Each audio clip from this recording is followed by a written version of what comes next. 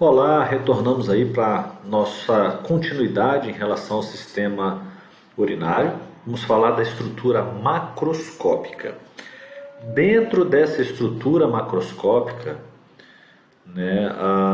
nós temos, uma descrição daquilo que está mais relacionado à região de córtex. Então, a parte mais externa, nós vamos começar falando dessa estrutura macroscópica, da estrutura mais externa, até nós chegarmos nesta região que já é no contato com o ureter. Então, nesta porção, que é a porção do córtex e desta chamada medula renal, é a região onde se localizam as estruturas microscópicas que permitem a filtragem, que permitem a filtragem do sangue e, consequentemente, a secreção de urina, a produção da urina. E aí nós vamos dessas estruturas microscópicas, elas vão tendo o encaminhamento desta produção da urina para estruturas de maior tamanho, até nós chegarmos aos chamados túbulos coletores. E desses túbulos coletores, ainda nessa estrutura da nossa medula renal, vão encaminhar para os chamados cálices, cálices menores e maiores.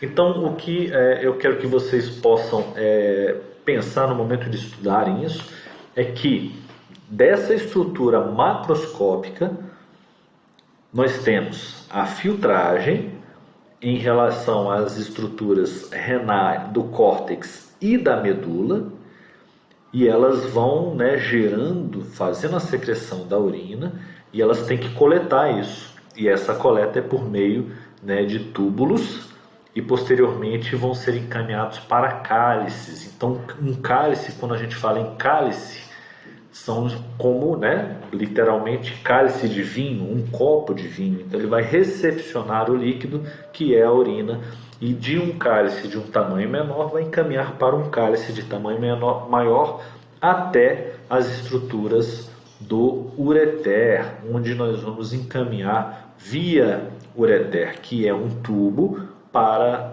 a bexiga, que vai ficar fazendo o seu armazenamento.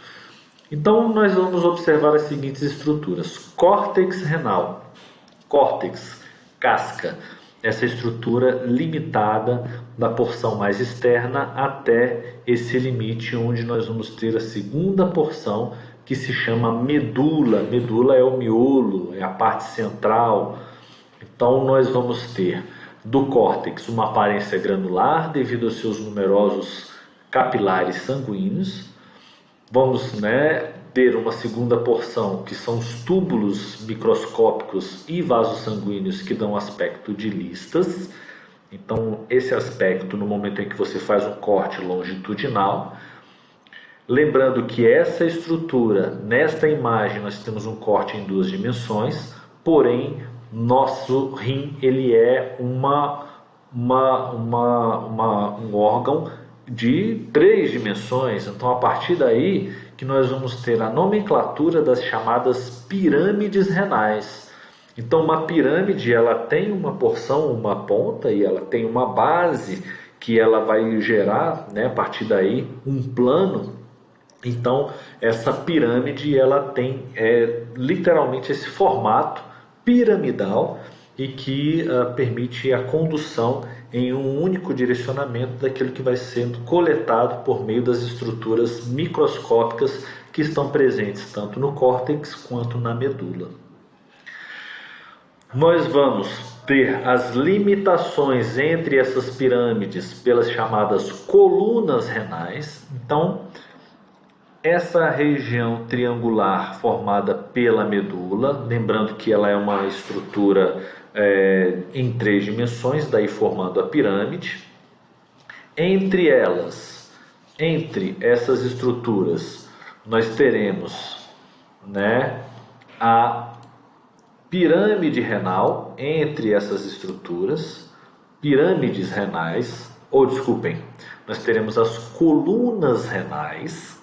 Entre essas estruturas, as colunas renais, porção do córtex renal entre as pirâmides. Então nós vamos ter o córtex e essa porção entre as pirâmides, esta região nós temos as colunas, as papilas, ápices das pirâmides renais.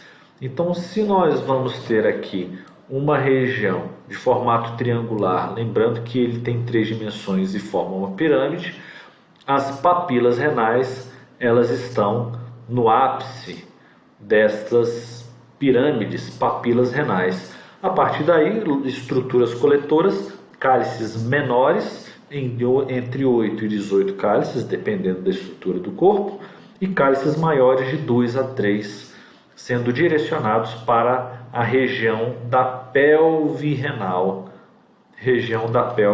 que transporta a urina para o ureter.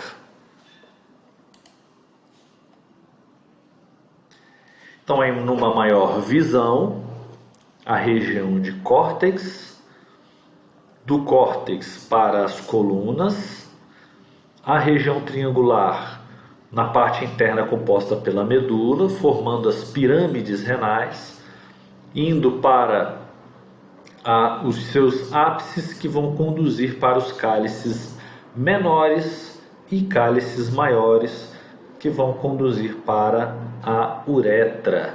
Então, o que é importante dentro dessa característica macroscópica é o caminho que se dá a partir do momento em que ocorre o processo de secreção, filtragem. Vai ocorrer a filtragem do sangue, e dessa filtragem do sangue vai ser gerada a urina, e essa urina ela vai, a partir do momento que ela é filtrada nas estruturas de córtex e medula, essa urina é conduzida para a região de cálices e da pelve renal e daí para o ureter. Então sigam, no momento de vocês estudarem a estrutura macroscópica, sigam esses passos, sigam esse caminho. E a menor estrutura, que é o néfron. O néfron é a unidade funcional do rim, responsável pela formação da urina. Cada rim contém mais de 1 milhão de néfrons, cercados por pequenos vasos sanguíneos associados. Os vasos sanguíneos renais. Extensa rede circulatória para permitir a contínua limpeza e modificação de grandes volumes de sangue. Então, dentro dessa estrutura que nós falamos, ainda há pouco da estrutura a partir do córtex em direção à pelve renal. Quando nós vamos estudar as estruturas do sistema circulatório, nós vamos ter a maior estrutura que está chegando, que é a artéria renal, e a maior estrutura que está saindo, que é a veia renal. Então, a partir do momento em que o sangue vai chegar pela artéria renal, ele vai até as suas estruturas de capilares e arteríolas, para depois retornar até a sua estrutura da veia renal. Então, a partir daí, o que nós temos? Um caminho em direção ao córtex, para que a partir do córtex ele tenha contato com o glomérulo, que é a porção por onde esse sangue ele vai chegar, vai circular e vai ser filtrado, e depois a condução ainda desse sangue por meio de vasos sanguíneos para o seu retorno ao sistema, não é nem o seu retorno, porque o sangue mesmo, a hemácia efetivamente ela não sai da estrutura circulatória, do sistema circulatório. O que nós vamos ter a saída nessa filtragem são líquidos que estão compondo o nosso sangue. Então, o que eu quero falar para vocês é que ele vai chegar por meio de estruturas arteriais até suas menores porções no glomérulo, ocorrerá a filtragem e você vai ter a saída de uma arteríola. E o interessante nessa característica do sistema renal é o único sistema em que a arteríola vai chegar na estrutura que é o componente principal para a filtragem e vai ter a saída de ainda uma arteríola, diferente dos demais sistemas onde você tem a estrutura de arteríola e posteriormente você já tem a captação por uma estrutura venosa. Então é uma característica interessante do nosso sistema renal. E a partir daí, há uma continuidade dos vasos sanguíneos e no momento em que ocorre a filtragem, esta filtragem apresenta uma série de eletrólitos que eles precisam ser reabsorvidos. E aí existe todo um sistema de reabsorção destes eletrólitos. Vamos passar aqui para essa fragmentação e essa distribuição de vasos sanguíneos, onde nós temos a chegada por meio da artéria renal. Essas artérias se ramificam em artérias principais chamadas de artérias segmentadas. Dessas artérias segmentadas, elas vão em direção aos lóbulos renais, correspondentes às estruturas das pirâmides renais. Entre essas estruturas piramidais, aí elas são chamadas de artérias interlobares. Depois elas vão em forma de arco fazer uma curvatura, sendo chamadas de artérias arqueadas. Posteriormente elas se ramificam mais e vão ser denominadas de artérias interlobulares. A partir daí chegando na estrutura glomerular, arteríolas aferentes que chegam na estrutura glomerular e arteríolas eferentes que saem da estrutura glomerular.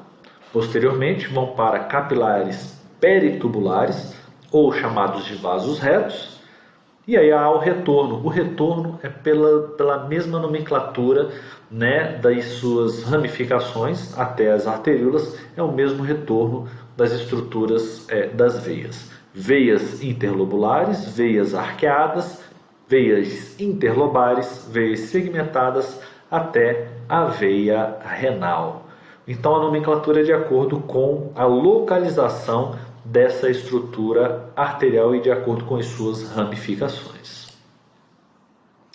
E no nosso próximo tópico vamos falar sobre a estrutura microscópica do glomérulo, que é algo mais importante relacionado à filtragem glomerular, e aí nós vamos relacionar ao seu funcionamento e fisiologia.